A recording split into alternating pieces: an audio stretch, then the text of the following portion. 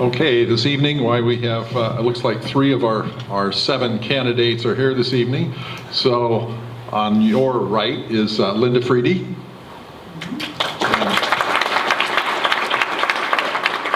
In the center is Lou Nanny. And on the far right is Sarah Patzloff. And so we do have responses from the other 4 candidates that I will read to you. From Janie Shaw, thank you for the invitation to partake in the SD49 Republican Edina School Board Candidate Forum. As a nonpartisan candidate for a partisan-free office, I will not be able to participate. Information about the public forums I will be attending can be found on my website, janieshawforedina.com, which goes live today. And I assume that was several days ago. That was several weeks ago, yep. Probably. And let's see, from Julie Green, thank you for your invitation to attend the Senate District 49 Republican Candidate Forum for the Edina School Board. I will need to decline participation as it is a sanctioned event hosted by a political party. Below is a link to my campaign website for more information regarding my attendance at forums and events. Thank you. Let's see, from Lenny Wallen-Friedman. Thank you for the invitation to participate in the panel you are hosting on September 24th. I will not be attending the panel on the 24th. It happens that I have another commitment that evening, but even if I did not have another commitment, I have decided not to participate as a candidate in political party-sponsored events. And from Garrett Knutson, I regret that I will not likely be able to participate in tonight's forum. I consult on solar power installations, and I have a client in Chisago County that needs my immediate assistance in dealing with several agencies. If I can make it back to Edina early enough this evening, I will try to join the discussion. I very much appreciate the offer and was looking forward to being part of the panel. So let me go over the rules for this event. Each candidate will be given 1 minute for an opening statement. Each candidate will be given 2 minutes for a closing statement. Each question will be answered by all of the candidates. Candidates may ask to have a question repeated. Each candidate will be given 1 minute to provide an answer to each question. A timekeeper, sitting right down there, will signal each speaker has 30 seconds left and when to stop speaking. The moderator, my humble self, will identify the order in which questions will be answered. The order may be changed between questions. Candidates may not speak or respond other than in the identified order. So with that, we will go ahead and get started. And we'll start from your right, I guess, our left. So Linda, if you would start with your opening statement, please. All right. Well, many thanks. Oh, that again. Yeah, sorry. The other forum, there was a button to push, and I'm using my time right now. Oh, sorry. Not yet. Are you ready? Yeah. So many thanks to SD49 Republicans for hosting tonight, and to all of you who are here to listen and share. It's good to see people from across the political spectrum because it is a nonpartisan event, or to me it is, because I would say the same message to either party. In fact, I did reach out to SD49 Democrats to see if they were doing a similar event, and they said no. So I asked them for some time, and they were giving me 3 minutes to speak, and I'm going to take advantage of that at an upcoming meeting. So my wonderful in-laws, Winnie and Marty Freedy, moved here in 1967 for the excellent schools, and Keith and I followed their lead when we stretched ourselves to move back here 30 years ago for our kids' education. Thank you, Edina, for serving our family well. Education is my lifelong passion, and my campaign is focused on ensuring academic excellence for every student in our schools. Do I need to stop? No, not yet. Oh. 5 seconds. Okay. I was teaching Edina for 15 years, and I dedicated myself to helping students achieve in ways they never dreamed possible. In my job as an intervention math teacher, where I worked with kids who struggled in math, I used data to tailor programs to suit their individual needs, which resulted in accelerated academic growth, and we'll stop there. Next, Lou. Hi everyone, and thank you again to SD49 Republicans. I would love to mimic and echo what Linda said, that we would welcome, the Democrats, because people are partisan in this community. Our decisions on the board, not necessarily. However, I want to get my base known to as many individuals as I can, so that's why I welcome this opportunity. And yeah, so for those of you who don't know, I was a 2013 Edina Hornet graduate, a proud one to say the least. I went on to attend Rensselaer Polytechnic Institute in New York, where I graduated with a biomedical engineering degree and played hockey. And then I came home, married the woman of my dreams, and settled down in the city that I fell in love with growing up, and where my roots are very deep. And all I could think of to myself when we moved back and after I met with some neighbors and became a youth leader and hearing about the sentiment in Edina is all I could say is, what's happened to the Edina that I knew and loved. So I did some digging, had some convictions, and here I am running for the Edina School Board, and I'm just trying to implement the ABCs.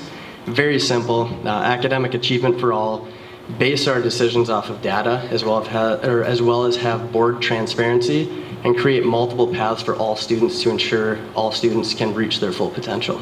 So thank you guys for all coming, and I look forward to hearing from you. All right, good evening. I'm Sarah Patzloff, and I am the proud mother of 2 Edina High School students. We have a freshman son this year and a senior daughter, and that is pretty exciting. And I am also the wife of an Edina Eastie graduate from 1981. I'm running for re-election because I believe I bring an experienced, independent voice to drive for excellence in education. We used to say at Carmichael Lynch Advertising, where I work, that we bleed green. Well, I still bleed green, but I bleed green for Edina. I love this community. I love what it has to offer. It's why my husband and I, in 2000, lived in his parents' basement for 7 months just so we could buy a house in Edina, because we knew this is where we wanted to have a family, and this is where we wanted to raise kids, because he told me about his incredible experience here. So that's why for the past 8 years, I have been 100% devoted to my work on the school board. I have listened to my constituents. I do ask tough questions. I expect our administrators to be able to tell us why they believe what they're recommending is right.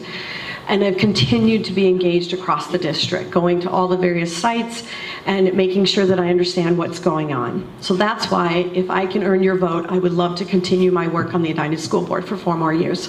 Thank you. Thank you very much.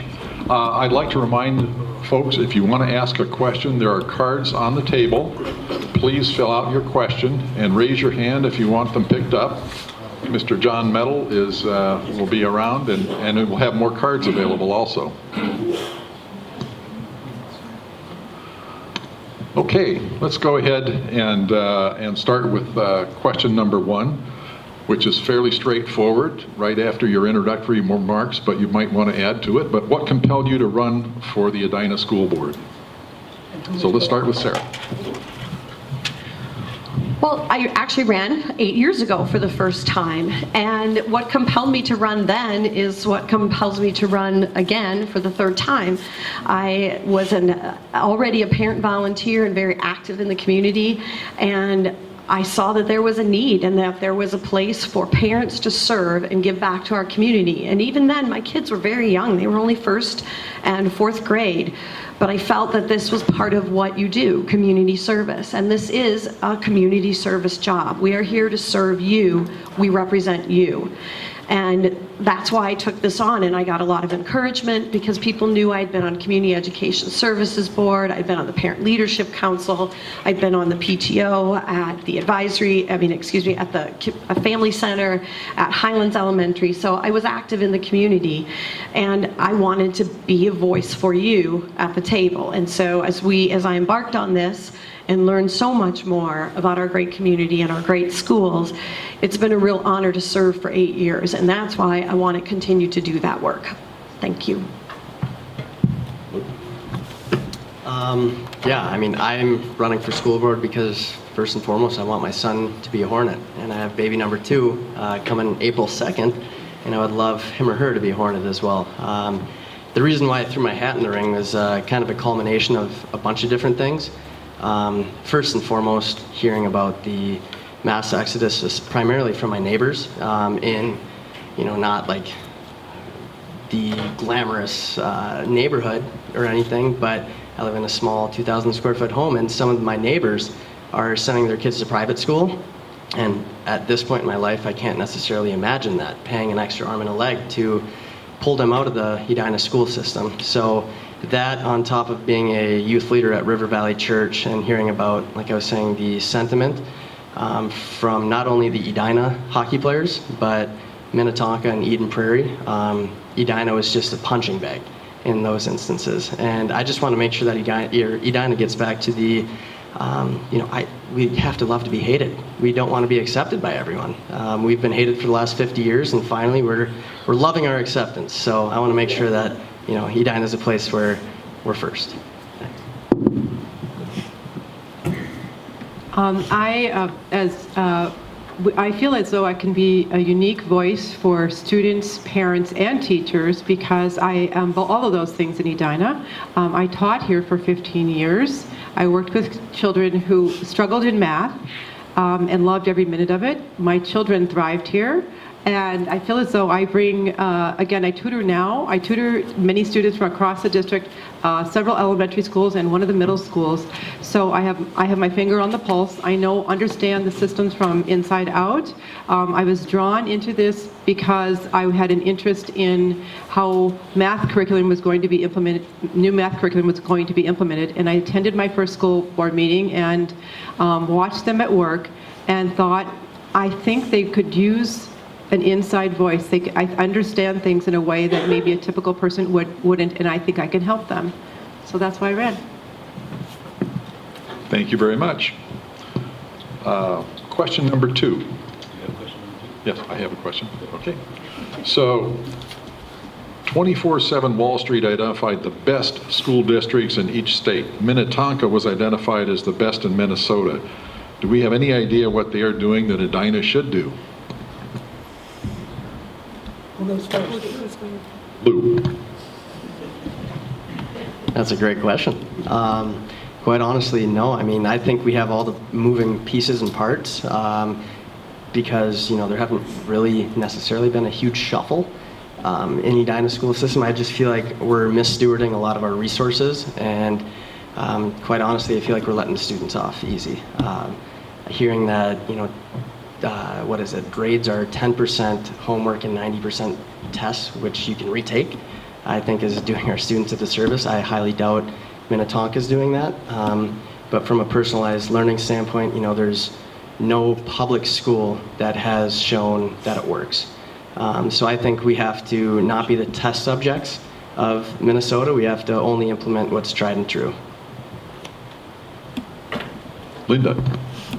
Well, I remember about maybe 9 years ago when administrators from, as I worked in the district, came to a meeting and said, Minnetonka is got a heavy focus on academics or improve. They were on a mission to improve their academics, and there was concern in our elementary schools that we need to match that. And she said, we need to beef up some of our higher end services for kids who are more academically gifted. So there was a push that we had to try to catch them in that at that time.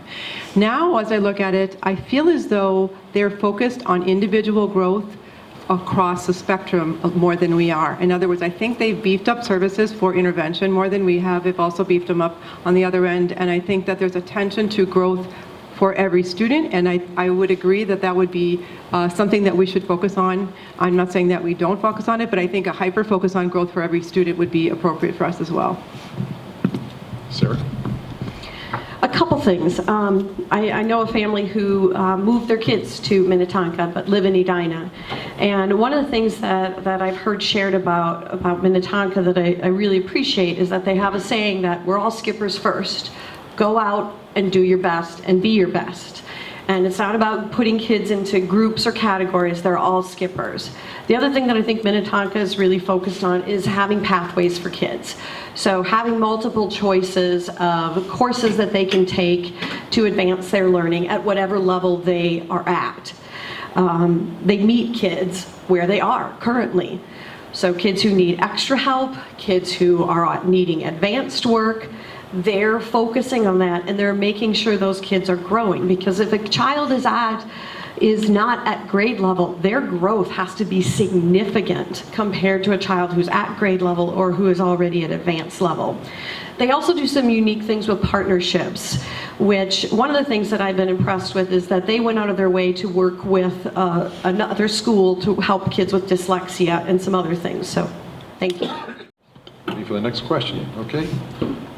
So what is your number one priority specifically, and specifically how will you achieve it?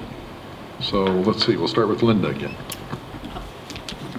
Well, I'm going to sound like a broken record a little bit tonight, but again, absolute commitment to growth for every student. So if you need support services because you're below grade level, we need to figure out how to get that done. That needs to be a priority. If you need advanced learning opportunities, we need to focus on that. So how do we get that done? We allocate all of our attention and resources first towards that. So as a board, in my view, would make decisions, it's always through that prism, growth for every student.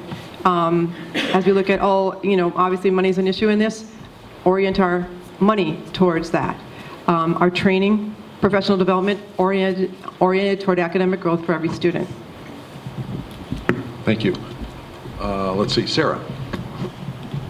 I'm going to tie two together, and that's academic excellence and data-driven decisions that put kids first. And the reason I'm tying those two together is as we make decisions going forward, we obviously listen to the experts in the room, our administrators, our teachers who are sharing with us what they believe is good for education, but we have to tie data to that. We have to tie best practices to that. So I want to make sure that when they're sending us a recommendation of what we should be doing, that we're asking questions and we're finding out, is this something that we know has a proven track record, or do we have measurements that we're going to put in place to make sure that that class is actually living up to what has been promised. So those are the two things that I'm extremely focused on, particularly since we're finishing up a strategic plan that one of the core areas is academic excellence and rigor. And so we are going to be, I believe this board will be making critical decisions about where our coursework is going and what type of pathways we're going to offer our students. And so we need to base those decisions in data and hold our administrators accountable.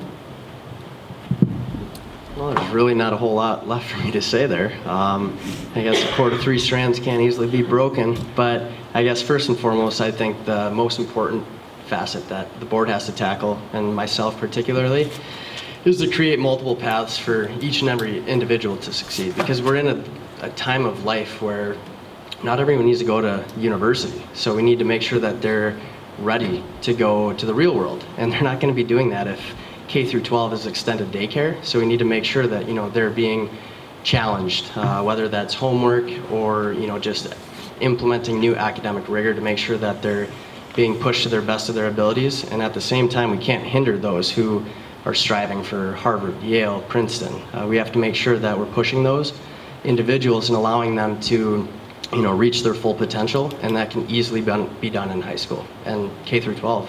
So yeah. Okay. Thank you.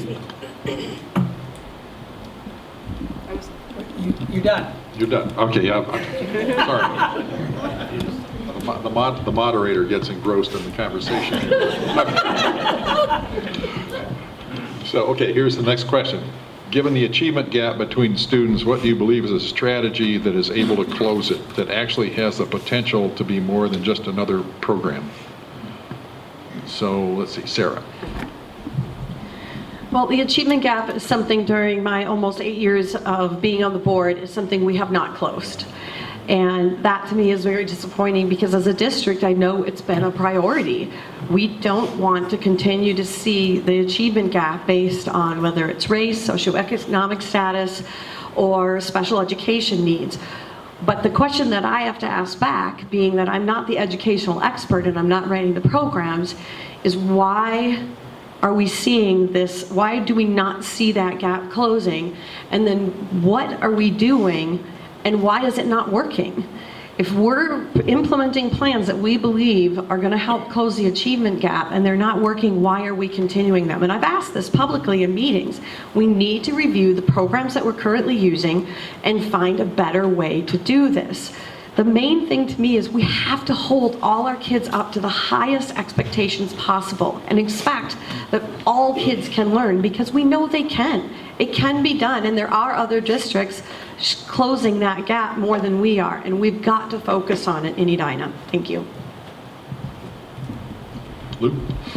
Yeah, I mean, obviously this is something that needs to be tackled, but I feel like the only way that we can close an achievement gap is bring the bottom up rather than bringing the top down. And that's done with, new curriculum, whether that's implementing traditional honors and AP courses. It's not done by taking away honors courses.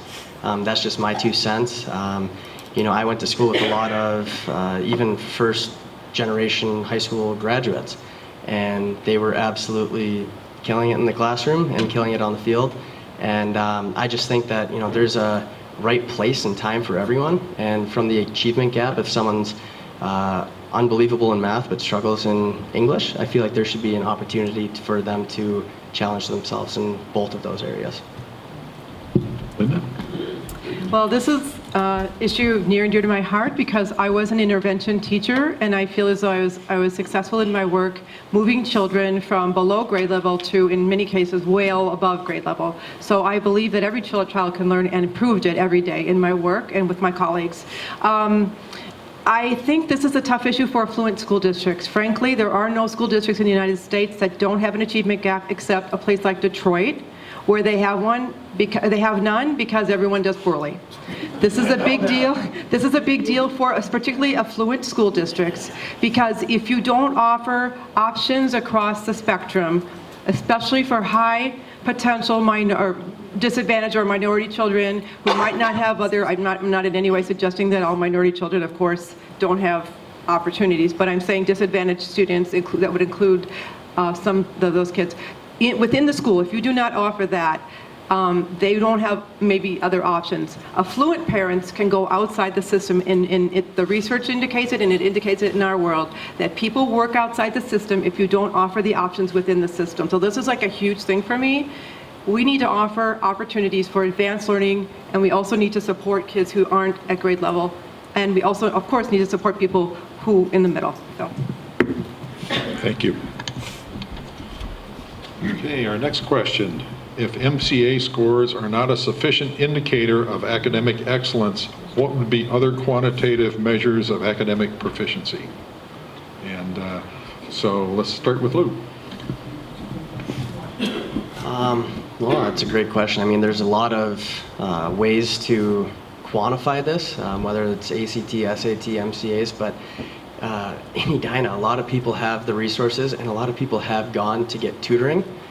So I think, we have to just hold ourselves to the state standard and make sure that we just completely blow that out of the water. But on a qualitative perspective, I feel like the sentiment around Edina has to get back to where we were. We need the, Hornets to be proud of being Hornets and not say, I went to Edina. Like, we need them to shout it from the rooftops. Like, I went and spoke at the Ankle Cup, and we had 50 years of Edina alums, and it's just amazing to see that, and that's something I never want to see go away. Linda? The MCA measures, it's a grade level measure, and it's a minimum standard in my view. We would never want to hold anybody to a minimum standard. We obviously want to rise everyone to beyond that. The MAP, you've heard about it, talked about, is more of an indicator of growth for an individual child. So I'm, again, always, broken record, interested in growth wherever the children fall on the spectrum. So a MAP is another indicator. As Lou mentioned, things like the ACT, in a place like Edina, quite frankly, people tutor to it. I mean, I don't know how many people here could raise your hands how much money you're spending on tutors for those tests. I'm hearing things like thousands of dollars per family. Kids are taking the test multiple times. I'm not saying it's not an important data point, but growth per individual student can be measured by the MAP. at the elementary level, and again, of course, daily work and such, but MAP is a strong indicator. So MCA scores, I know that we talk a lot about it, and there's some dismissiveness towards it, but the reality is every school district lives and dies by the MCA scores. That is what people can look at, and it's the same across every school district. So as a parent, when you're looking to pick a district or where to raise your family, those are one of the measures that you're going to look at. So we do need to take them seriously. There are other data points, though. We can look at MAP scores, as Linda indicated, and that is actually something that, as a parent, you really want to be paying attention to. Our kids take those MAP tests, grades 3 through 8, and you want to see a consistency or a growth in your kids. We also have, as we've mentioned, the high school tests, the ACTs, SATs, APs. But it's true, there's tutoring that goes on because the kids are very invested in getting those ACT scores at a level where they're going to earn some funds for college. The MCA scores, though, I'm going to go back to that because they are based on grade standards. They're not at an advanced level. And although, we can say that, kids aren't paying attention to them, it's still a measure that the state expects us to perform on. We actually have several questions on the same topic. So what are your views of the All for All initiative, and what, if anything, will you work to change about it? Okay, who's first? I think you're first. So this should be Linda. Am I first? Okay. So that current school board is working on, you talked about changing it, that will change when the strategic plan is finalized. They're in process now. For anyone who's interested, I believe there are public comment sections on the new strategic plan that will replace the old one, I think on October 3rd, possibly the 9th. If you're interested, I can get you those dates. Contact me privately.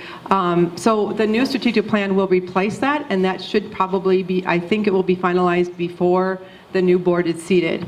So, so I really think it's the question to me is what are we going to do going forward, and that will be, the vision will be set by the board that's currently seated and will be completed before anyone else is elected. Sarah? The All for All plan. I was on the board when that came into its inception, and I take it for its face value. It's all for all. We're all Hornets first, and it's equal opportunity for everyone. It's equal access for everyone, and we need to remember that. It doesn't mean we can guarantee equal outcomes, but we need to make sure that everybody has access. And it shouldn't be about who you know. And in this community, in any community, but in this community, you can talk to your mom friends and your dad friends and say, what did you do about this class? Or who is this? And you can find ways around classes or ways around the system. And that isn't fair, because for those kids who don't have access to that and don't have parents who are in the know, then they don't get around the system like that. So All for All should be what it is. I do think it definitely became very much about equity, but again, I say equity for all students. And I think at times when we put kids into boxes and we say you're this type of Edina student, you're that type of Edina student, we're actually doing a disadvantage to them, because all of our kids should show up to class, and we as a system should show up to teach them and have high expectations for every single one. Lou? I mean, All for All should be all for all, not all for all minus those who are forgotten about. I'm being serious with the whole mass exodus. A lot of it is because a lot of people have been forgotten, or they feel like they've been forgotten, and their needs can't be met anymore. So from surface level, this idea and policy looks amazing. I've heard nothing but great things in the elevator pitch. I'm sold. But once you water it down, take a shower, it's just lipstick on a pig, and I feel like we really have to do something that does change this and makes it all for all. And just like the skippers are skippers first, we need to be Hornets first. Thank you. Yeah. One of the one of the rules is we'll hold our applause till the end. Sorry. I don't think I read that one at the beginning. What are we going to do to ensure parents' voices are heard?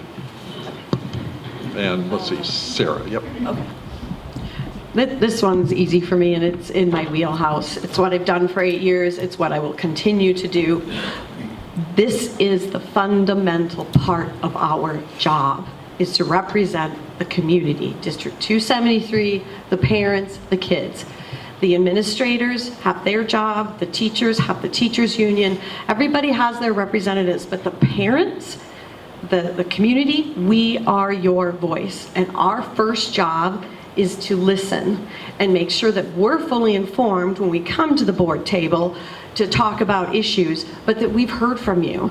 And we're going to hear from all walks, and that means people who agree with us and disagree with us. And I've had plenty of that in my time, but I will always listen. And I can think of most recently this summer when we were talking about busing, and I had kind of come in my mind to what I thought was the right decision. And because of parent input, very strong parent input in presenting new research to me, I changed my opinion on what we should do, and we came to a new decision, because that's our job, is to listen and then make our decisions. Thank you.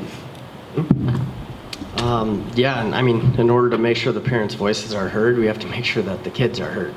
We need the parents to put their egos aside, quite honestly, because a lot of them get in the way of the kids and they hinder their own children's education. And I feel like that's just been a huge detriment to the school board, because oftentimes it's so polarized, where I feel like, someone like Sarah going out and listening to her constituents and even those who might not like her, that's part of our duty. And I want to hear from both sides of the aisle, because like I said, people can be partisan, but our decisions have to be based on what's best for the kids and not what's in our own interest. Linda. So I agree 100% with Sarah. This is really the school board members who you choose are your voice, because if you think about the system, most of the administrators are not Edinans, or for any town that would be the case. Same for teachers. A very large percentage of our teachers are not. I was unusual almost in that I am an Edina resident, and our children also went here. So this is your number one thing you can do as community members, is to choose your board, which is in all the moving parts, this is your number one voice. Also, I agree that we need to create opportunities for parents to speak up. And I know it's sometimes interesting that certain parents, I've been sitting at board meetings over the last year for hours and hours and hours, and there are some parents who are very active, and it's almost disappointing to me to see that there aren't more parents active and engaged. I know that they show board meetings on video so people can watch it at home, but I think it's extremely important to reach out into the community and get as much input as possible. Not just the same people, and not to say that they shouldn't have a voice, but we should hear from all different factions of the community. Okay, thank you. Okay, next question. What is your opinion of the function and importance of lockdown drills and the safety of our kids? Would you consider allowing teachers and staff to be armed to defend students? Lou. How we doing? Yeah, no, this is something I take very seriously, as we should. Obviously, there are bigger issues that face the school systems as opposed to an active shooter drill, because people are committing suicide each and every day, and that's something that should be tackled separately. But, in elementary school, call it, something else as compared to high school, because they're obviously not fully developed, and you don't want to scare the kids. But as for teachers, I'm going to hold true to this. There should be a select few, I believe, that are armed, so long as they meet very rigorous license and registrations, training, and obviously a very safe in their classroom. Because I just picture myself in those teachers' shoes, and the last thing I'm going to do is hide in the back of a classroom. I mean, it's me or the shooter at that point, and I'm going to protect my kids and go to the ends of this world to do it, just as if it were my very son in that classroom. Linda? Well, on the last forum, I ran out of time on this question, but I do want to flesh out, I don't know if any of you watch that online, you can, the League of Women Voters Forum. I was a teacher and participated in them regularly, and I was very much aware that If you think about from a child's perspective, being in that situation of an active shooter drill and how emotional it would be.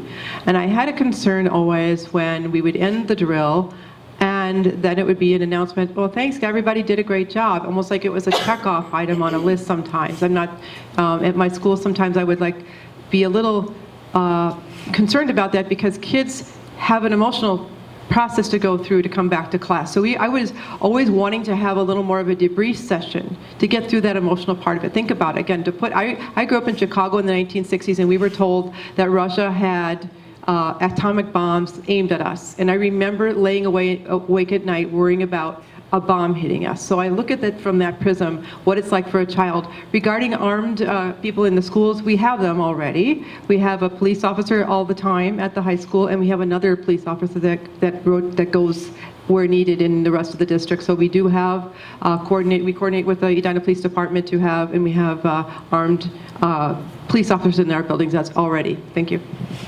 Sarah.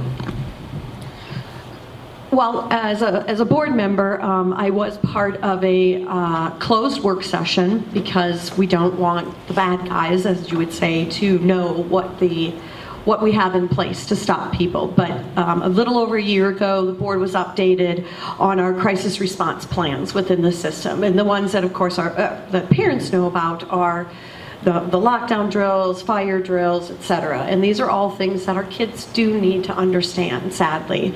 It's certainly not something I want my kids to have to understand, but they need to, because we need to keep kids safe. That's our first priority. So we do have emergency systems in place. As Linda said, we do have resource officers that we work very close with. We also work very close with the city of Edina and its police force. And they are on the ready and will respond to any type of problem that we have. And as you know, if you're an Edina resident, we have some of the fastest responses in the city of Edina. As for arming our staff and teachers, I'll just close with, I would, at this point, that's not something that we're discussing as a board. I don't see it coming up in the near future. It would have to come with more research and understanding, and of course, licensure and other things that would go with that. Okay, next question. This is for Linda first. Do you support or oppose a legislation, HF 1414, that would mandate comprehensive sex education in all public schools? Would you support hiring unlicensed individuals to teach that curriculum in Edina schools? So I don't know how many people are aware of this. HF 1414 is, I believe, was in the House and passed the House, but there was no companion bill in the Senate. So I would assume that that would never, that will not pass this into law as written. And I wouldn't support it as written in any way. In terms of, so the second part of the question regarding having people train it or unlicensed people train it, I think it's a moot question because as written, I don't believe it will pass. And again, I wouldn't be supportive of it as written. Sarah?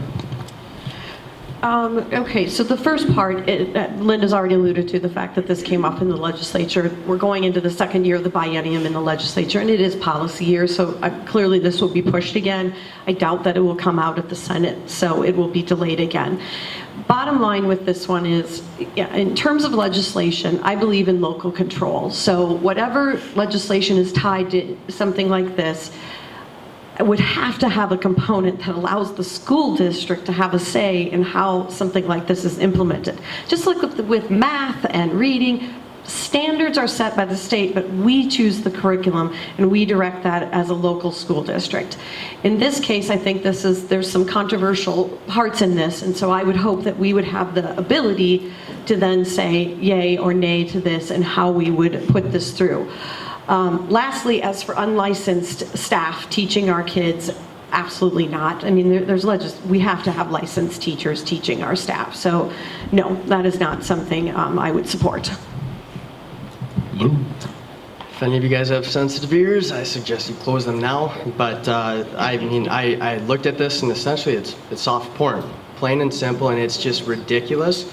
And this was brought to us by SICUS, which stands for Sexuality, Information, and Education Council of the United States, which is a spinoff of Planned Parenthood. It's the largest promoter of comprehensive sex ed in the country. Their new motto is "Sex Ed is a vehicle for social change." And I feel like this is just another way to push a policy. And as for unlicensed teachers, absolutely not. That's something that I would never consider. So, yeah.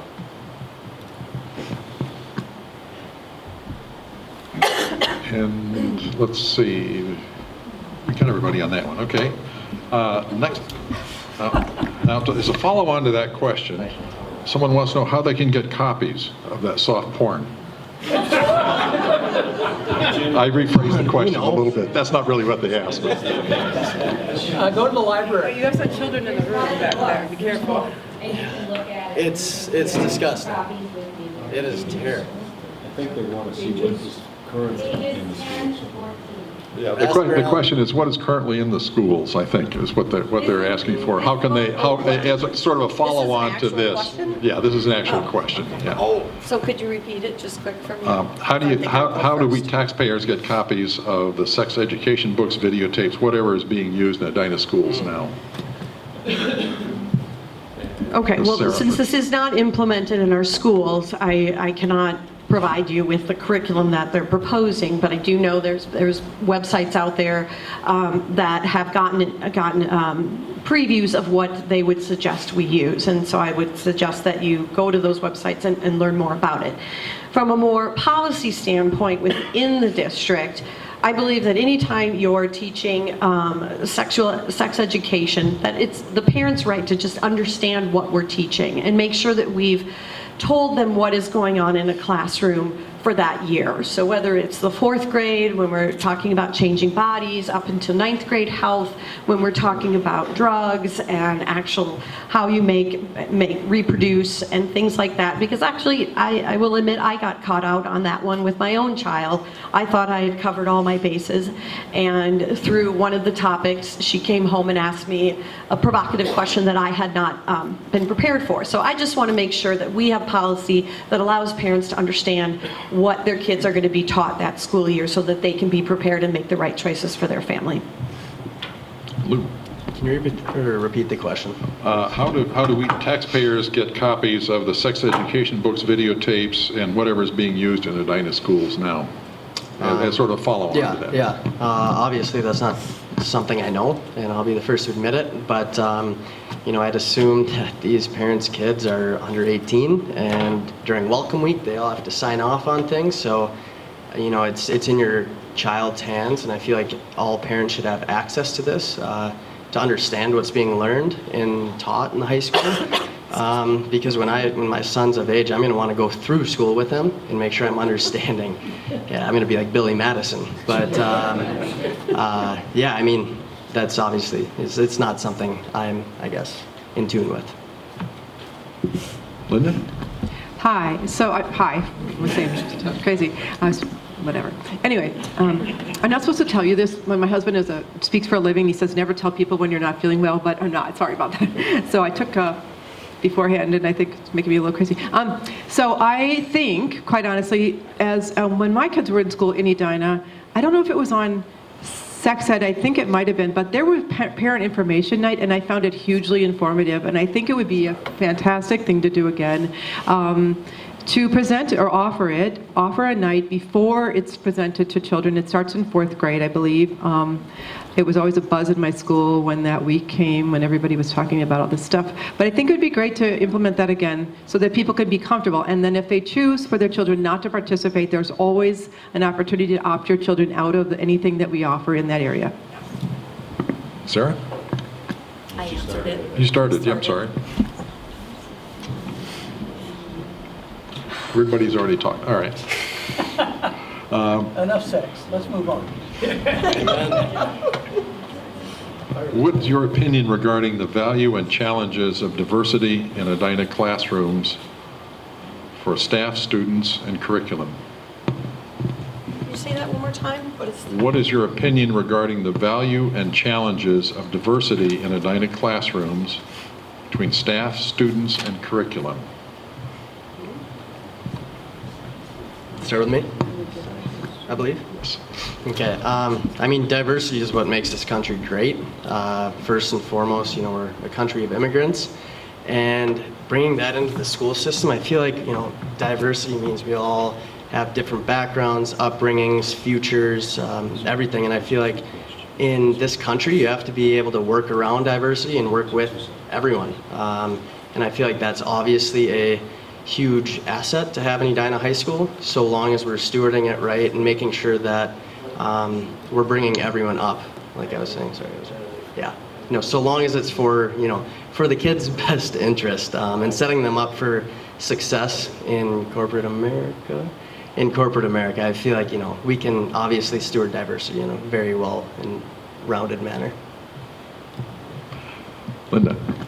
Well, I might be a little strange person, maybe not. I was born into a very diverse situation and went to urban schools from a child on. I've always considered myself a person who's very much more interested in people who are different than me than I am people who are like me. I don't know what that's about. My husband and I talked about that recently, where I've always been drawn to people who are in many ways different than me. And that could be in their background, it could be in their views, it could be in any way. So the concept of diversity means, like, bring it on, it's a sauce.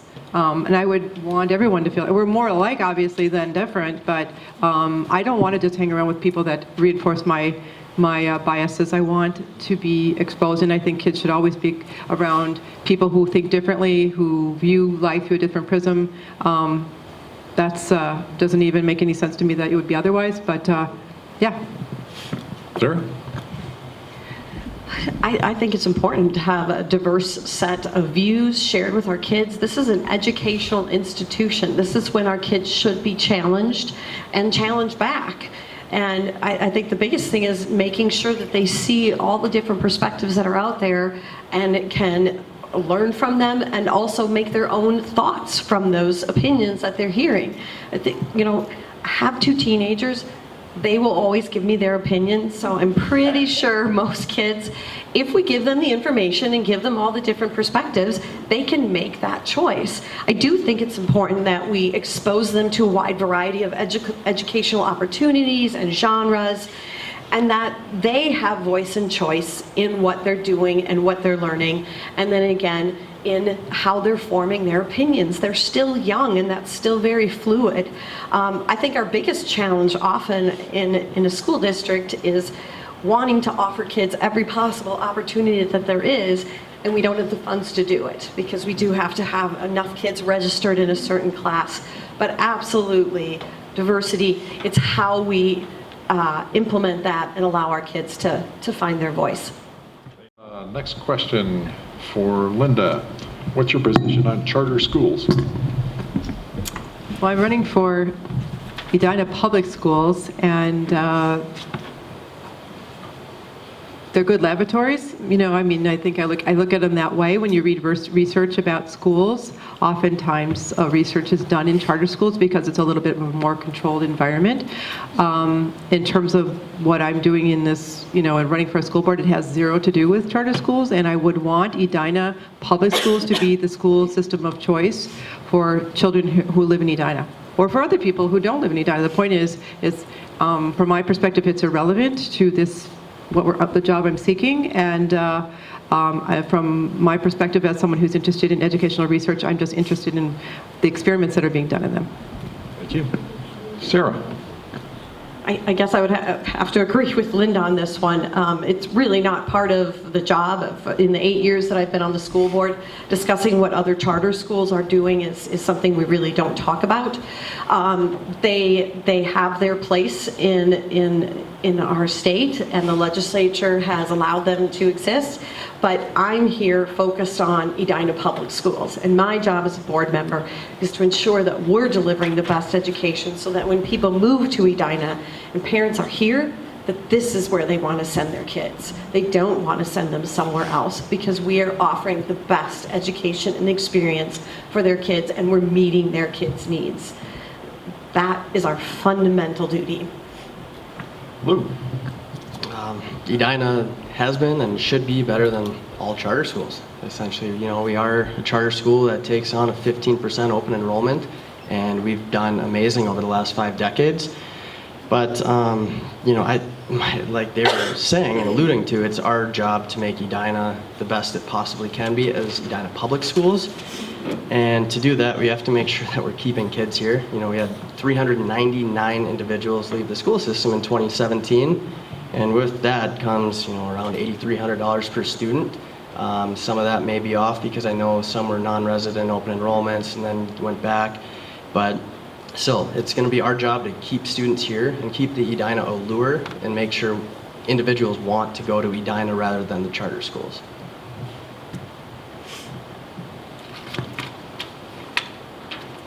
Okay. Next question. Are there identifiable causes for the slip in Edina's rankings and test scores? And let's see, I Linda. think I'm first, actually. Sir. Let's see. Oh, Sarah, sorry. This actually came up at League of Women Voters as well, and it's a tough one. I can tell you, again, I keep saying over the 8 years that I've been on the board, these are the questions that we're asking. Why are we seeing the slip? And we're not getting the answers that we want. We need data to explain this. And we can say that the MCA scores, some of it has to do with kids not wanting to take them. But in the end, and I said this before, it's kind of like the canary in the coal mine. We need to look at this and say, okay, what is happening? What are we doing that's not meeting kids' needs and not getting our kids up to proficiency and above? So when we ask for data, when we ask to look at more scores and understand them more deeply so that we can make good decisions on how to write that, we need to get those answers. And honestly, I don't always feel like we're getting them. I feel a lot of pushback from administrators. They don't want to give us the data, and they don't want to give us their explanation for why this is happening. And it is our job to continue to push for that. Lou? Yeah, obviously there's no one right answer, but it's, you know, due to lack of academic rigor, social pressures, which again I will state and say it again that parents have a large part to do with this, and just the social pressures that these kids face are crazy these days with all the social media. And like I said in my opening statement, is, you know, 10% is homework and 90% is exams that are retakeable. That's disgusting. You know, that serves no purpose and does not incentivize kids to go home and study. And when they can take a test, see what they got wrong, take it again, keep going. And then to go off that, getting rid of some honors and AP courses, I'll say this time and time again, is that heterogeneous classes will always lead to homogeneous test scores, and we cannot have that because that's bringing people down and meeting at the least common denominator. We have to make sure that everyone rises to the top. Linda?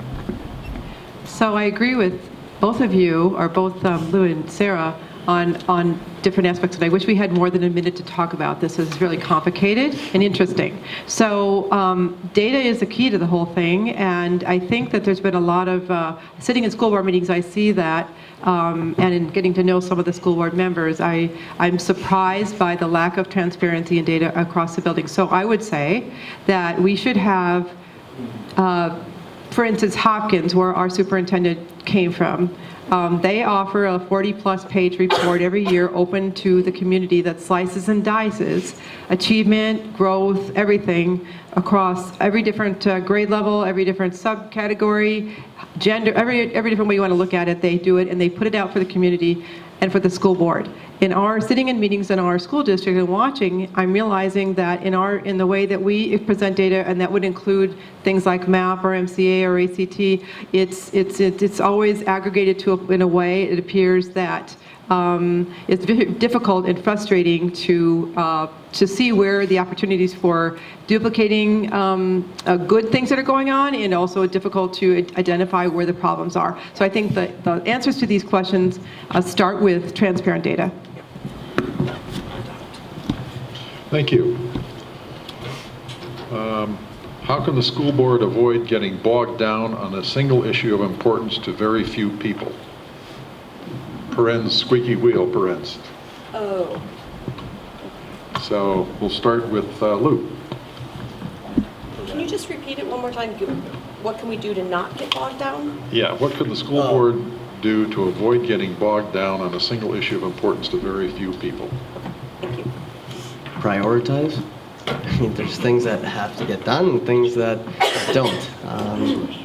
Yeah, that's honestly all there is to it. Linda? Same, prioritize. I mean, you know, obviously, but there's another part to that I guess I would add. It would be ignoring the concerns of parents is fatal sometimes. There was a school board member who's no longer on the school board who said something to me that it's in the back of my mind. If I were to be so fortunate as to be elected to the school board, I will live by this mantra that she told me when she served a number of years ago. There was, the superintendent at the time would start every meeting by saying, remember that we are one bad decision away from becoming mediocre. And that parent, the squeaky wheel, or that group of parents, the squeaky wheel, could be the solution to not becoming mediocre. So, for instance, in our school district right now, we have a group of active parents who are leading us towards better, I hope and I think, better reading programs for our elementary schools. And it's because of the activity of those parents that we are making some changes in our reading program, and that's a positive thing. So again, ignoring squeaky wheels can be dangerous, but getting bogged down, but prioritizing is important. Thank you. Sarah?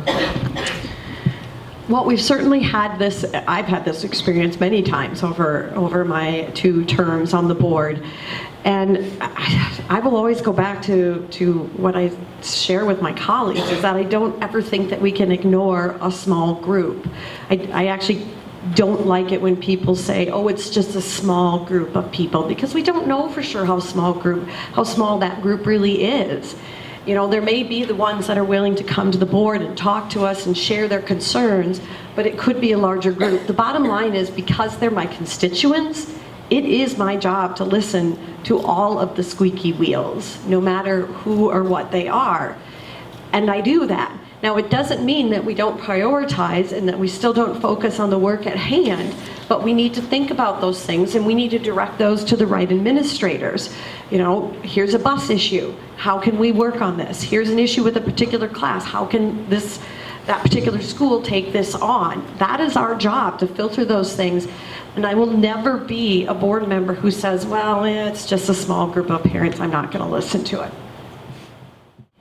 It's a taxpayer question regarding the Edina Public School bonding bill and budget. Would you support a fuller disclosure of financial data?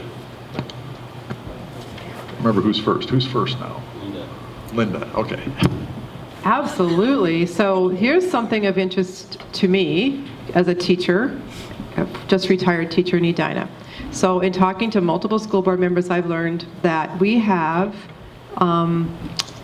so much of our financial data is transparent, and then there's sections of it that are not. I'm very curious about that, and there's actually state law around professional development that has come to my attention in the last little while, where our school board, to my understanding, does not have access to some of the spending that occurs under that, behind that. And I would ask for that, and in fact, I forget what the statute is, like 122.60, something like that. I could look it up. I had it, I don't know where it is. That would maybe guide us towards more transparency in that area of professional development. And in talking with previous, again, school board members from multiple years ago, that wasn't the case. So I don't know where the change occurred, but I would ask for more transparency, particularly within professional development. Sarah? I believe this question was specifically around bonds. Bonding bill and budget. Yeah. So the bonding bill that passed in 2015, which was for $124.9 million, is bonds are for building, levies are for learning. So we have operational levies, and that goes to the general fund and helps us with paying for salaries and all of the other things. But bonds are just for building. And so yes, absolutely, if people want to see a transparent budget of the bonds and how that $124.9 million was spent, absolutely, FOIA request, and you can get all the details that you want. That was something that I will tell you in meetings when I heard about the 2003 bonding bill and how that transpired and things that didn't happen that had been promised to the community, I told Wold Architects, please don't ever come back to me and tell me that we are out of money. That is unacceptable in this community when people go and vote for this. And as a board, it was our job to say yay or nay, send this to the people, but then it was up to the people. And we are in a blessed community where people support our bonds. But in terms of the transparency question, absolutely bring it on and we will show you the information. Lou? Yeah, transparency is key in everything that's done. You know, look at Eastern Carver County, some of the things that have come up. Just due to the fogginess around all their policies that they've implemented and the people they've hired, and same in St. Paul. You know, all this comes down to a lack of transparency and holding people accountable, so I think everything should be made public, so long as it's not health data or anything like that. Thank you very much.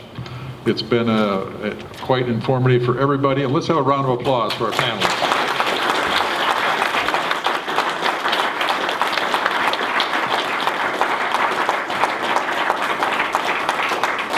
And now I'll have a closing statement. Let's see, let's start with Lou. I'll go first. All right, well, thank you guys for attending. Again, I hope dinner was good, and I'm going to be buying some of those flowers on the way out.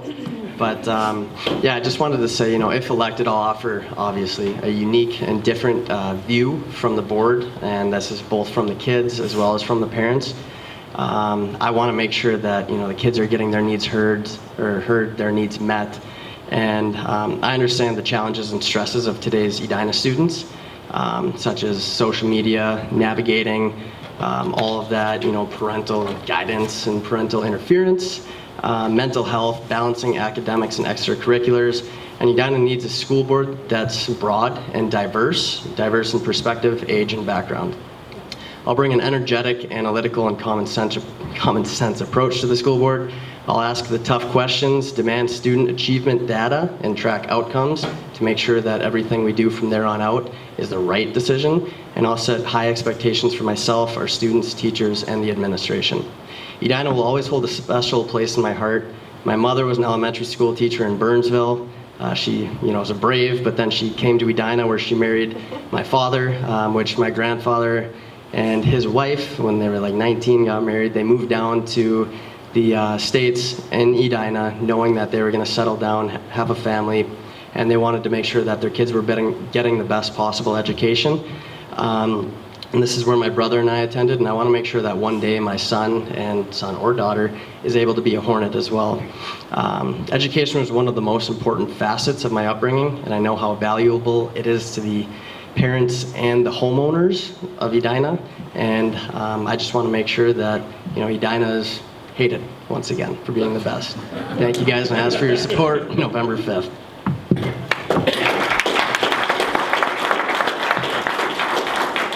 Linda.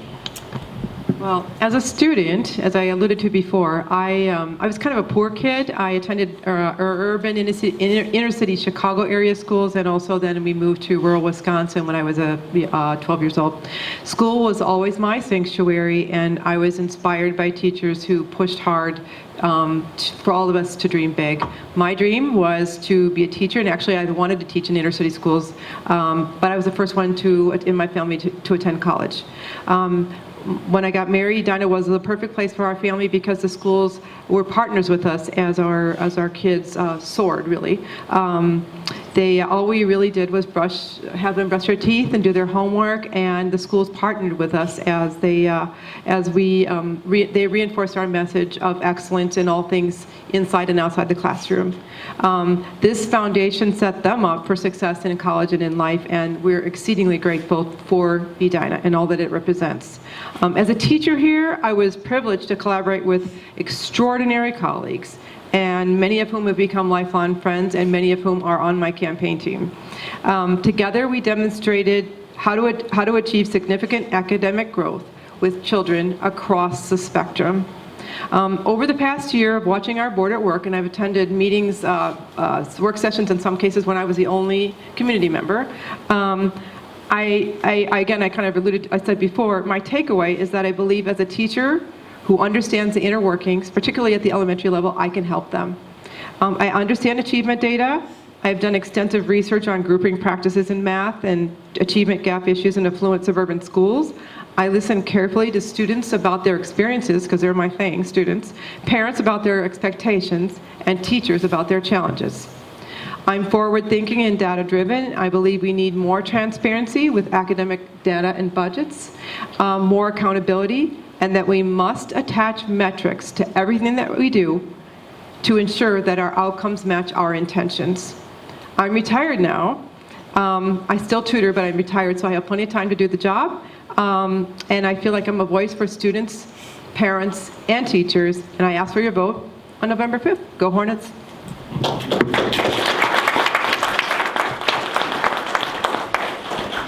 Sarah? I believe we're all Hornets first, and that's not just our kids, but even our community. And you saw that at the homecoming game on Friday. That's why people move here. The city tells you the number one reason people move to the city of Edina is for the education. But I also see in 8 years of doing this, a real division happening in our community. It makes me really sad, actually, because when I first joined the board, we didn't really get much hubbub going on. The biggest thing we ever had was when they wanted to change the Edina Hornets, ETTS, to Edina Hornets. That was the biggest thing that riled people up. And now I see people divided over honors classes or not honors classes, over pre-AP 10, over all of these different issues. And we're not just focused on what's best for kids. And I believe that oftentimes the adults are actually getting in the way of the kids and what they need. And honestly, if you ask them, they'll tell you. I've done this job for 8 years, and you may wonder, well, why do you want to do it again? I want to do it again because I believe that the work that we're doing is critical. I have the experience to continue to do this job. I know where we've been over the last 8 years, which helps to drive us to go forward. And I want to give that back. I've been on finance and facilities, teaching and learning, human resources, lots of the different committees. And that has just deepened my experience that much more. I want to help lead our district in the right direction. I want to bring our community back together and quit being divided on issues that we shouldn't be divided on. Education first, kids first. That's what matters. That's what I will continue to drive for, and I hope I can earn your vote on November 5th. Thank you.